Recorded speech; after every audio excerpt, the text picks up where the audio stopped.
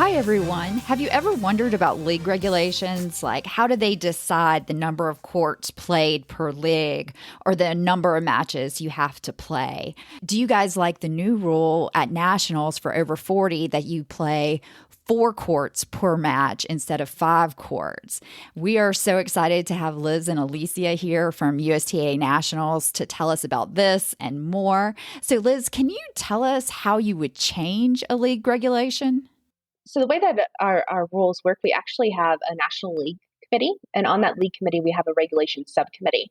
And so they're actually charged with voting on, deciding, and like doing all the language for the rules. And then the full league committee is the ones who actually vote on whether or not that rule will go into place or not. So a lot of times I think folks think that like, oh, if they call me, that I'm like able to change a rule. And it's Right. it's a process for We were going to sure. ask for your cell number. Yeah. I was like, I've got a couple suggestions, Liz. Right. No, I'm Yeah. kidding. I'm kidding. But well, along those lines, though, so the way that it works is every fall, we open up for regulation proposal changes. And it's open to all the way down from players, through our sections. And we do encourage if a player is, wanting to put something through that they reach out to their section league coordinator. So it would be like Chris Walling in your guys' area to kind of help them vet through it. Because there might be a reason that the player doesn't know about of like why we can or cannot do, something like a bylaw that might prevent it or whatnot. But we've had several suggestions that have come up through players. And so then it goes through our section league coordinators. So all 17 of the section league coordinators get all of the proposals. So everyone that is submitted comes through them. We don't kick any of them out, at the very beginning. And they take them back to their sections and they take it back to, their EDs and their presidents and their section league coordinators and their local league coordinators and their, committees. And so tons of people have input on these. And then we do early in the next year. So usually early January, we'll do a straw vote with all of the section league coordinators and they kind of say, hey, this is how my section felt on this. And then it goes to a regulation subcommittee, which we're actually in the middle of that right now.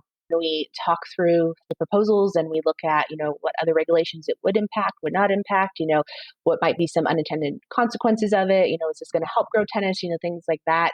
And they kind of whittle down what they think has some legs that might actually be beneficial, for the program. And then I think tomorrow is our call to vote on those. So I'm actually not a voting member of regulation subcommittee. I'm just the staff person on it.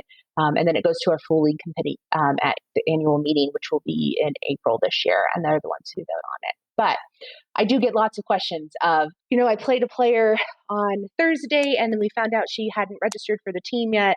And she didn't register until Saturday. Like, what do we do with that match? And so we have, some guidelines of, how you overturn, things like that. Get a lot of ratings questions of, folks that are, wondering about how come this player is rated a 3.5? They're, definitely a 4.5 because they beat my number one singles player. And, so those things I actually direct over. We have Heather Hawks who handles our NTRP ratings. I don't know if you guys know Heather. She's amazing. So smart. Gets ratings so well and she handles all the tough questions. Like you will ask her and she will answer them. She does not skirt around them and hem and haw. So she's great with that. So I usually send the ratings questions over there. But I actually have a call here in about a half an hour to talk with a gentleman about the 40 and over format that was put into play, which I think you guys kind of adopted too. Carolyn's not, but yeah. Carolyn doesn't know about the new format, but I do. Yeah, but I know about it. Yeah, so we had this new format that was intended for national championships only, and it kind of came out of our surveys that we got from the 40 and over groups at nationals. Now that we're playing 4 matches guaranteed, and then if you win, you play 2 more on Sunday. We had singles players who were playing 6 matches in 72 That's hours. Yeah, and they were dying, and they were just, the feedback from the captains was like, we love the number of team matches, but I just don't have enough singles players to, be able to do 6 matches in this short amount of time. So when the regulation went into place, it actually only went into place for national championships, and then we allowed that sections and then and districts can do whatever they want. So they can continue to play 5 courts. They could go down to 3 if they needed to. They can play the 4 court.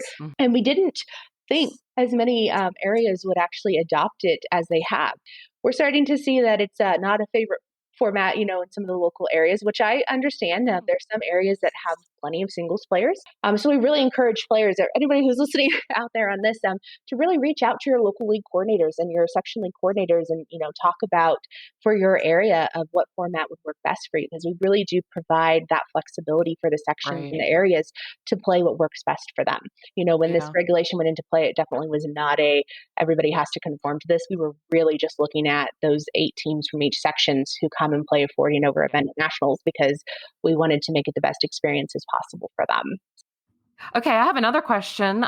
This is actually for both of you. Do you both still play USTA? And the second part of that question is, do you have anything like funny or interesting things that happen on the court? Like we always ask when we talk to people like you guys, like, do people know that you're league coordinators? Or do they complain to you about certain things or say, we think USTA should do X, Y, Z, or because you guys are important. Exactly. Do you want to start that, Liz? Yeah, Liz, you want to take it? Yeah, so I actually am playing in a league match tomorrow. It'll be my first one in a year. I'm back home in Arizona. This is where I was born and raised. And actually how I got started with USTA was with the Southwest section. I was the section league coordinator for them for 3 years before coming over to nationals.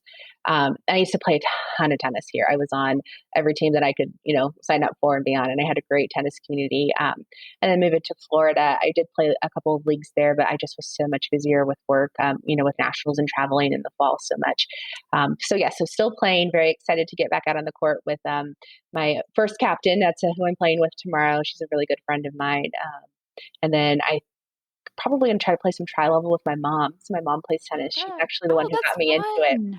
Yeah. So my funny story that goes along with playing tennis is I actually did not like tennis growing up. I played softball. I played competitively and I played through college. And my mom tried to get me and my brother into tennis. I think we were like 5. And I just remember standing on this huge court and it was so hot and the ball kept bouncing over my head. And the racket was like way heavy and like our instructor wasn't great. And I was like, I don't want to do this anymore. Like take me home, And then I really never paid much attention to it. My mom played a little bit throughout, but then when I graduated from college, I kind of needed something to fill that competitive void. I mean, in softball, you need 18 people to, have a game. And my body just couldn't handle softball. I was a catcher and like my knees, I'd had a couple shoulder surgeries. My body was done with that sport. And my mom was like, well, let's maybe take a class at the college. So we started at the local community college and I just had shoulder surgery. So I learned to play left-handed, which I think was best for me. Cause I think if I would have gone in right-handed, I would have got frustrated too early and been like, why am I not good at this? Competing in the college and going into another sport. So I think that was kind of a blessing in disguise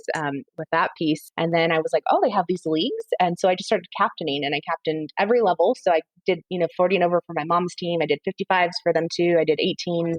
And that just kind of is how I fell in love with USTA. So that's kind of my journey there. And still to this day, like, up here, my mom still captains a lot, but she'll definitely be like, so we have this situation and this rule and what's and so we kind of have set boundaries of like, I'm like, okay, we can talk tennis for 15 minutes. And then after that, we're going to be done because I've talked it all day long and I need a little bit of a break. But yeah. How about you, Elicia? Are you still playing? And it sounds like you're probably working a ton as well, but are you able to get out and play?